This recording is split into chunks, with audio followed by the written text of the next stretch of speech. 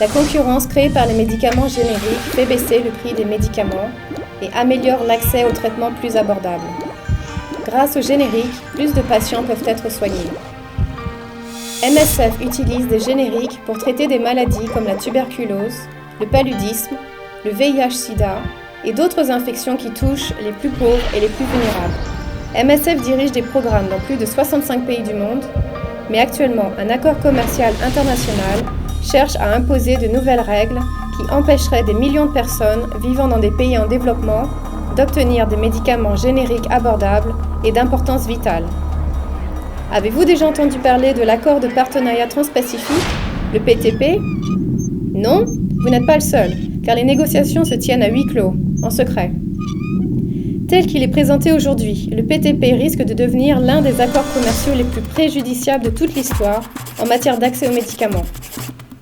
Le PTP pourrait imposer de nouvelles règles qui étendraient les monopoles sur les médicaments existants, maintiendraient plus longtemps leur prix excessivement élevé et empêcheraient les médicaments génériques d'entrer sur le marché. Par exemple, l'une de ces règles permettrait aux brevets d'être prolongés au-delà de leur période initiale de 20 ans, ce qui engendrerait une plus longue attente pour les patients qui ont besoin de médicaments abordables. Cette attente pourrait ne jamais finir, car une autre règle du PTP permettrait d'octroyer de nouveaux brevets de 20 ans lorsqu'un médicament existant est modifié et présente un nouveau dosage, une nouvelle formulation, et même lorsqu'il n'y a pas de réelle amélioration de son efficacité pour les patients.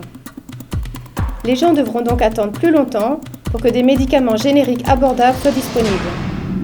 Le PTP exigerait aussi que des méthodes chirurgicales soient brevetées, comme par exemple la manière d'opérer un patient. Mais il est encore temps de modifier ces règles néfastes avant que les négociations ne prennent fin. Il faut agir maintenant, exiger que le PTP soit négocié dans une plus grande transparence et demander aux pays négociateurs de protéger la santé de millions de personnes vivant dans des pays en développement.